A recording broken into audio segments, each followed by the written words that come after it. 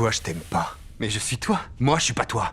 Et moi, je vais te tuer. Et oui, ce 5 mars sort Mickey 17, film réalisé par Bong Joon-ho, que l'on ne présente plus depuis son succès international avec le film Parasite, et qui pour l'occasion va aux États-Unis réunir un casting plutôt goldé, réunissant notre nouveau Batman, Robert Pattinson, l'incroyable Hulk Mark Ruffalo, l'inoubliable Glenn de The Walking Dead Steven Yeun, la Whitney Houston de I Wanna Dance With Somebody, Naomi Aki, et Toni Collette, inoubliable dans quasiment tous ses rôles. Tout ce beau monde se retrouve donc pour Mickey 17, un film se déroulant dans un futur dystopique où l'humanité entreprend la colonisation d'une planète glaciale afin d'assurer sa survie. Parmi les membres de l'expédition se trouve Mickey Barnes, interprété par Robert Pattinson, un consommable qui est chargé des missions les plus périlleuses où la probabilité de survie est quasi nulle. À chaque décès, son corps est régénéré, conservant la majorité de ses souvenirs, permettant ainsi une continuité fonctionnelle malgré les multiples morts. Au cours de sa 17e itération,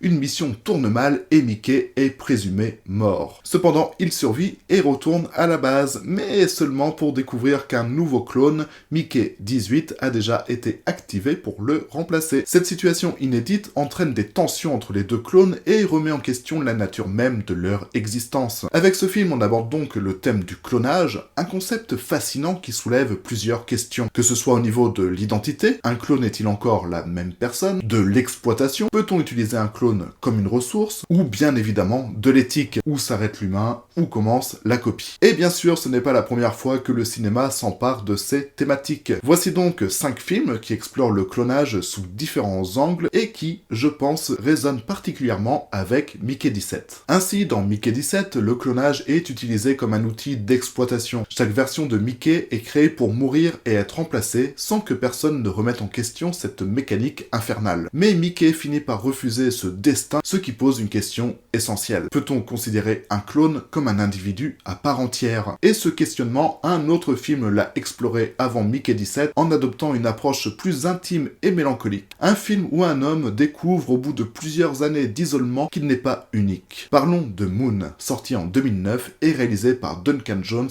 fils, soit dit en passant, de David Bowie. Rien que ça. Moon se déroule lui aussi dans un futur proche où la Terre dépend d'une ressource énergétique rare, l'hélium-3, extrait sur la Lune par une société privée. Sam Bell, joué par Sam Rockwell, est le seul employé d'une station lunaire chargée de superviser cette extraction. Son unique compagnie est Gertie, une intelligence artificielle dotée d'un bras robotique et d'un visage smiley, qui est malheureusement doublé par Kevin Spacey, qui est d'ailleurs encore une fois visé par une nouvelle plainte, qui cette fois, j'espère, aboutira. Mais bref, là n'est pas le sujet. Parce qu'après 3 ans d'isolement sur la Lune, Sam approche enfin de la fin de son contrat et rêve de retrouver sa femme et sa fille sur Terre. Mais à quelques jours de son retour, il commence à souffrir d'hallucinations et de troubles de mémoire, et un accident avec un véhicule lunaire le plonge dans l'inconscience. Lorsqu'il se réveille, il découvre un autre Sam Bell en parfaite santé dans la station. D'abord convaincu qu'il s'agit d'une simple erreur, il réalise bientôt une vérité glaçante. Il n'est pas le Sam Bell d'origine.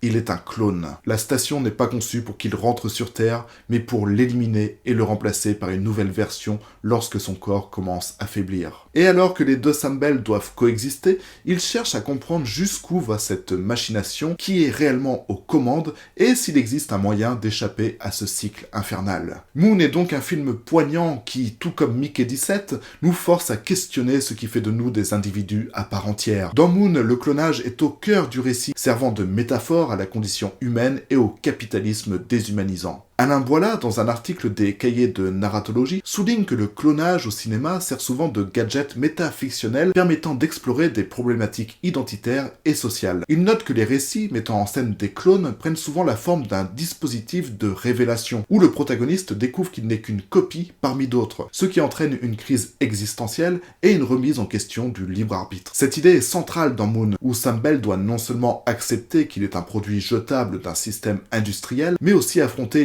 l'illusion de sa propre singularité. Voilà parle d'une dialectique entre l'unique et le multiple, où le clone remet en question l'idée d'individualité tout en incarnant les contradictions d'un monde dominé par la reproduction en série. Ce motif trouve un écho direct dans Mickey 17, où le personnage principal est lui aussi un clone utilisé à des fins purement utilitaires. Tout comme dans Moon, la notion de travail servile et du remplacement perpétuel est centrale. Les clones ne sont pas considérés comme des individus à part entière, mais comme de simples outils. Cette mise en parallèle permet d'interroger la manière dont la science-fiction aborde le clonage, non seulement comme une avancée technologique, mais aussi comme un symbole de l'aliénation humaine dans un monde où l'individu est sacrifié à la logique du profit. Enfin, Moon et Mickey 17 partagent cette esthétique de l'isolement, un protagoniste seul face à une vérité qu'il découvre peu à peu dans un décor froid et impersonnel où l'espace devient un miroir de sa propre condition. Cette approche minimaliste renforce le sentiment d'abandon et de dépossession, renforçant l'impact du message critique sur la société et la technologie. Moon aborde donc le clonage sous un angle dramatique et existentiel, mais il existe d'autres films qui explorent ce concept avec une approche bien différente, voire totalement opposée. Car après la mélancolie et l'isolement de Sam Bell, intéressons-nous à un film où le clonage devient une solution miracle, mais qui finit vite par tourner au chaos. Un film où chaque copie semble de plus en plus défectueuse. Passons donc de la solitude lunaire de Moon au délire comique de Multiplicity, Mes doubles, ma femme et moi en VF, sorti en 1996 et réalisé par Harold Ramis, à qui l'on doit Un jour sans fin ou encore Endiablé. Le film suit Doug Kinney, joué par Michael Keaton, qui est un homme débordé. Entre son travail exigeant dans le bâtiment, sa vie de famille avec sa femme Laura, interprétée par la magnifique Andy McDowell, et ses responsabilités domestiques, il n'a plus une minute pour lui. Un jour, après un gros burn-out au travail, il fait la rencontre du Dr Leeds, un scientifique qui lui propose une solution révolutionnaire, se faire cloner pour alléger sa charge mentale. D'abord sceptique, Doug finit par accepter et découvre que son clone, Doug 2, est une copie parfaite, capable de prendre en charge son travail pendant qu'il profite de son temps libre. Mais très vite, il réalise que deux Doug ne suffisent pas et décide de créer un troisième clone, Doug 3, pour s'occuper des tâches domestiques. Très vite, la situation devient incontrôlable. Les clones développent leur propre volonté et commencent à ruiner la vie de Doug au lieu de la simplifier. Il doit alors trouver un moyen de reprendre le contrôle avant que tout ne s'effondre. Bon, par contre, autant je voulais parler de ce film afin d'aborder le clonage sous le prisme de la comédie, ce qui est en soi assez rare, autant il faut aussi s'avouer que le film n'a pas très bien vieilli. Multiplicity repose sur une idée de départ amusante et prometteuse. Un homme débordé qui décide de se cloner pour simplifier sa vie. Le film a par contre très mal vieilli tant sur le plan visuel que sur son discours. Déjà, le film repose entièrement sur les performances de Michael Keaton qui incarne 4 versions différentes de lui-même. Si son jeu est techniquement impressionnant, il tombe souvent dans l'excès et la caricature, rendant ses clones plus agaçants qu'amusants. Et l'humour du film, basé sur des gags répétitifs et des quiproquos, vieillit très mal. Ce qui pouvait être perçu comme léger et absurde en 1996 semble aujourd'hui daté et forcé, avec un comique de situation qui manque cruellement de subtilité. Mais ce qui m'a le plus dérangé au visionnage, c'est le postulat de départ du film. Un homme qui se sent accablé par ses responsabilités et trouve un raccourci pour éviter de s'en occuper, ça pose problème aujourd'hui. En effet, le film perpétue l'idée que l'homme doit tout gérer, travail, maison, famille. Ce qui peut sembler noble, sauf que la solution du héros n'est pas de mieux partager les tâches, mais de se cloner pour éviter les corvées. Et surtout, le film ne questionne jamais la charge mentale des femmes, alors que Laura semble déjà en assumer une très grande partie. Le personnage de Laura est d'ailleurs le plus intéressant du film. Contrairement au schéma classique des comédies familiales des années 90,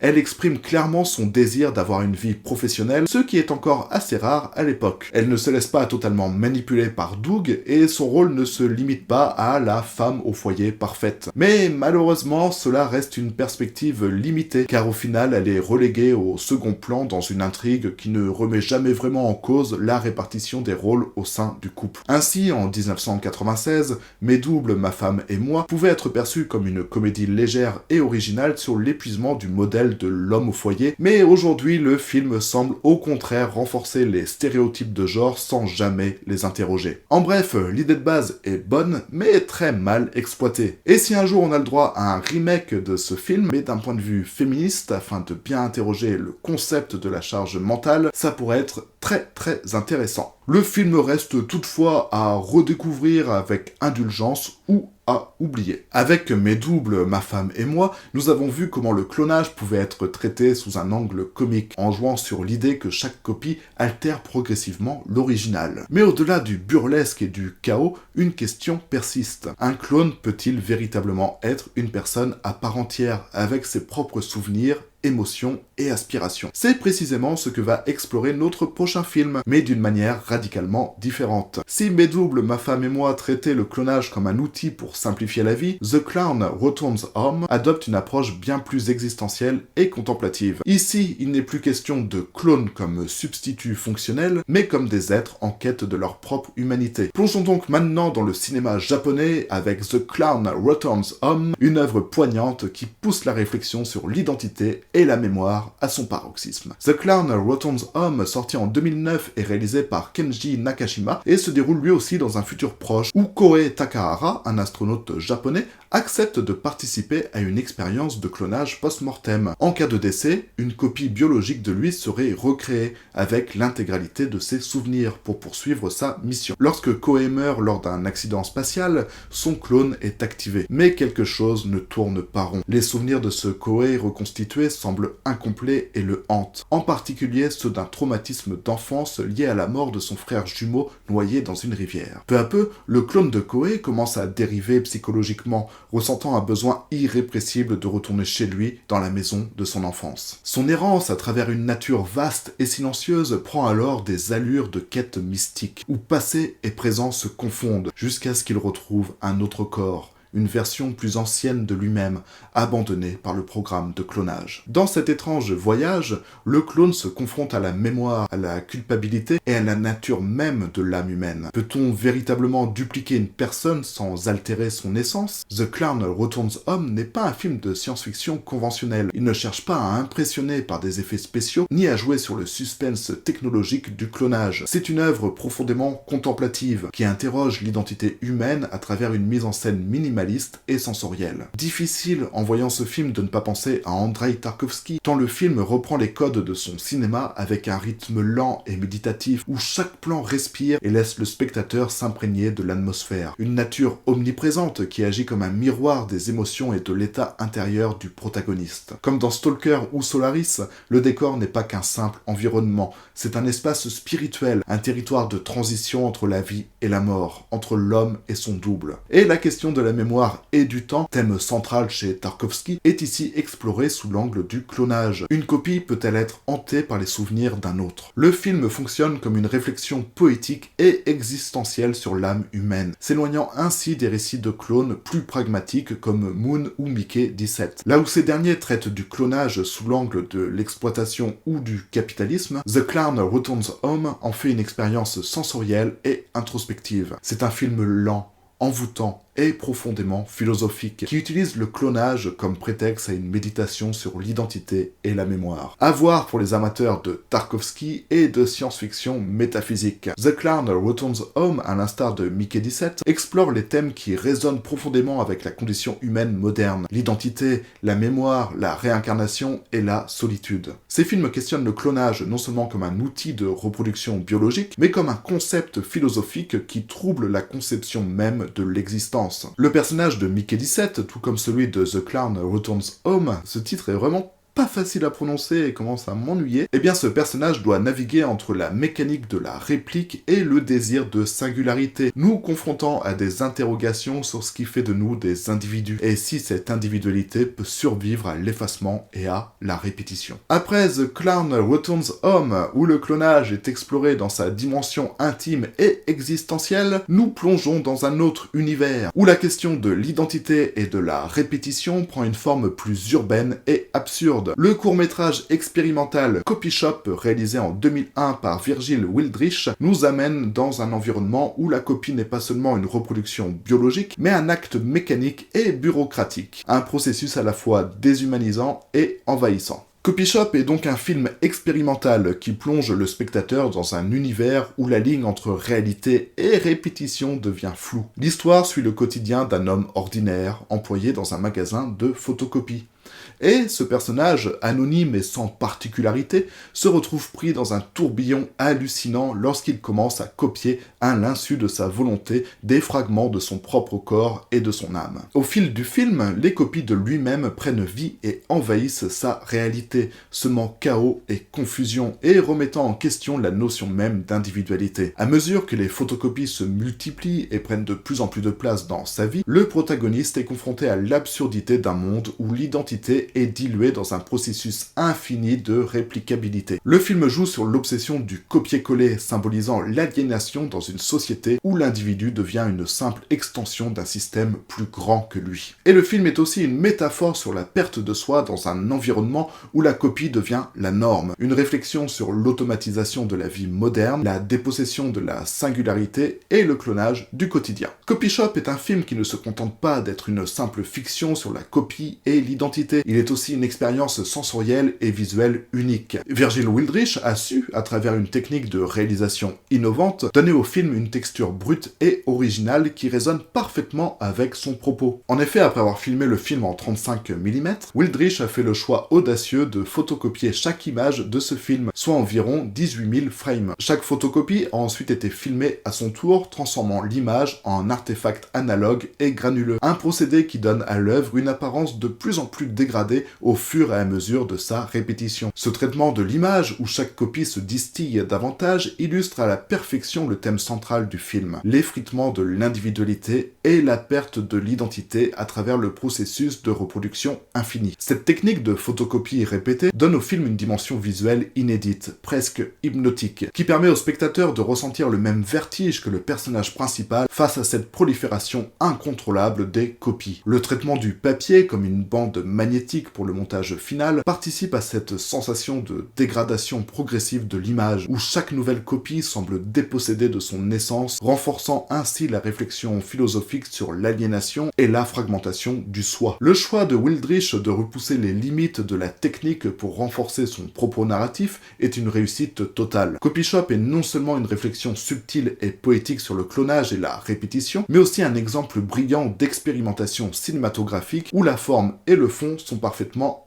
intégrés. La créativité du réalisateur est manifeste et son approche technique sublime le message du film, offrant une expérience immersive et saisissante. En somme, Copy Shop est un film fascinant, intelligent et visuellement intrigant qui mérite d'être vu pour ceux qui s'intéressent à la fusion de la narration et de l'expérimentation technique. Et en plus, on peut le trouver facilement sur YouTube, je vous mets le lien en description. Après l'expérience hallucinante de Copy Shop, où la répétition mécanique de la copie devient une métaphore de l'effritement de l'identité, nous basculons dans un univers bien plus sombre et politique avec Ces garçons qui venaient du Brésil, réalisé en 1978 par Franklin G. Schaffner, réalisateur de Papillon et de La planète des singes, et réunissant un super casting avec Gregory Peck, Laurence Olivier et James Mason. Et là où Copy Shop interroger la copie dans un cadre absurde et quotidien, Ces garçons qui venaient du Brésil met en lumière les enjeux éthiques, sociaux et philosophiques du clonage, dans un contexte bien plus dramatique et réfléchi. En effet, Ces garçons qui venaient du Brésil est un thriller psychologique fascinant qui explore les conséquences terrifiantes du clonage humain. Le film raconte l'histoire du docteur Joseph Mengele,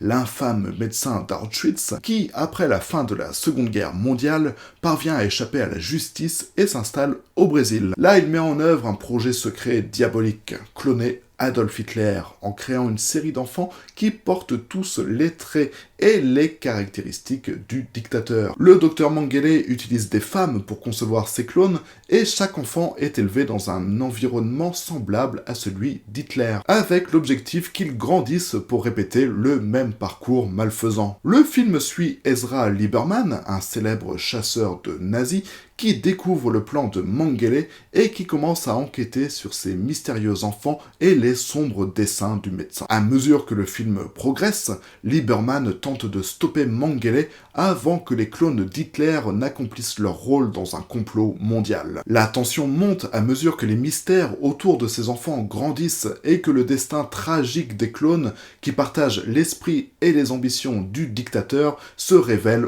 au grand jour. Ces garçons qui venaient du Brésil explorent des thèmes complexes qui touchent à la mémoire historique, à la manipulation génétique et aux dérives de la science. Le film, à travers son intrigue de clonage des enfants d'Adolf Hitler par le docteur Joseph Mengele, aborde les conséquences terrifiantes de vouloir réécrire l'histoire ou de ressusciter le mal d'une époque révolue. Au cœur de ce film se trouve une question morale essentielle. Jusqu'où l'humanité peut-elle aller dans la manipulation génétique? Le clonage, dans ce contexte, devient un outil de recréation, non pas de l'humain dans sa singularité, mais d'une figure du mal, un moyen d'inscrire l'idéologie nazie dans le présent à travers des copies génétiques d'un individu. Hitler. Le film explore l'idée que la science, lorsqu'elle est utilisée à des fins idéologiques, devient un moyen de réécrire l'histoire et d'entretenir des idéaux de haine et de pouvoir. Une autre question centrale du film est la nature de l'identité et de l'âme. Les clones d'Hitler, bien que génétiquement identiques à l'original, sont-ils véritablement des copies de l'homme qu'ils cherchent à reproduire, ou sont-ils des individus distincts porteur d'une histoire personnelle différente? L'obsession du docteur Mengele pour la création d'un nouveau Hitler soulève des questions sur la nature de l'héritage et de l'identité. Jusqu'à quel point une personne peut-elle être réduite à une réplique biologique et idéologique? Ces garçons qui venaient du Brésil est aussi une réflexion sur le cycle de la violence et de la répétition. La question de savoir si l'histoire peut ou doit se répéter est au cœur du film, et elle fait écho à des préoccupations sur la résurgence des idéologies dangereuses, comme le nazisme dans le monde contemporain. Les clones d'Hitler, créés dans l'espoir de faire renaître une idéologie destructrice, symbolisent la peur de la répétition du mal. L'histoire, même lorsqu'elle est réprimée ou oubliée, trouve des moyens de se manifester à nouveau. Les thèmes du film sont donc toujours pertinents aujourd'hui, particulièrement dans le contexte des débats modernes sur le clonage, l'eugénisme et la manipulation génétique. L'idée de vouloir cloner ou répliquer des personnalités historiques controversées, ou même des tyrans, n'est plus un simple fantasme de science-fiction, mais un sujet qui fait débat dans la réalité. La manipulation de la génétique, le contrôle des identités et la reproduction du mal par des moyens scientifiques posent des questions éthiques qui résonnent profondément avec les inquiétudes de notre époque. En conclusion, Ces garçons qui venaient du Brésil est une œuvre qui n'est pas seulement une réflexion sur les dangers du clonage et de la manipulation génétique, mais aussi une mise en garde contre la tentation de réécrire l'histoire à des fins idéologiques. Le film nous invite à réfléchir sur le pouvoir de la mémoire, sur la responsabilité historique et sur les répercussions de vouloir jouer avec la génétique humaine. C'est un film qui parle autant de notre passé que de notre avenir et qui continue de poser des questions sur l'humanité, la mémoire et la répétition des erreurs fatales. Et voilà, des clones jetables de Mickey 17 aux errances existentielles de The Clown Returns Home, en passant par la satire sociale de Moon, la comédie chaotique de Mes doubles, ma femme et moi, l'expérimentation visuelle de Copy Shop et le cauchemar eugéniste de Ces garçons qui venaient du Brésil, le clonage au cinéma ne cesse de questionner notre rapport à l'identité, à la mémoire et à l'éthique scientifique. À travers ces films, on retrouve une interrogation récurrente. Qu'est-ce qui définit réellement un individu? Un clone est-il une simple copie, un outil de remplacement ou un être à part entière capable d'évoluer et de s'émanciper? C'est là toute la force du cinéma de science-fiction, prendre un concept scientifique et en tirer des implications philosophiques profondes. Mickey 17 avec Bong Joon-ho aux commandes pourrait bien être la prochaine grande œuvre à prolonger cette réflexion. Va-t-il explorer le clonage sous un angle dystopique en dénonçant les dérives d'une société qui considère ses travailleurs comme des ressources jetables, ou ira-t-il encore plus loin en bouleversant notre perception de l'individualité et du libre arbitre? Quoi qu'il en soit, une chose est sûre, le clonage continuera de fasciner les cinéastes et d'alimenter des récits aussi captivants que troublants. Alors dites-moi en commentaire quel est selon vous le film qui traite le mieux du clonage et qu'attendez-vous de Mickey 17. Et si cette vidéo vous a plu, pensez à liker, partager et à vous abonner pour d'autres explorations cinématographiques. Et quant à moi, je vous fais des bisous.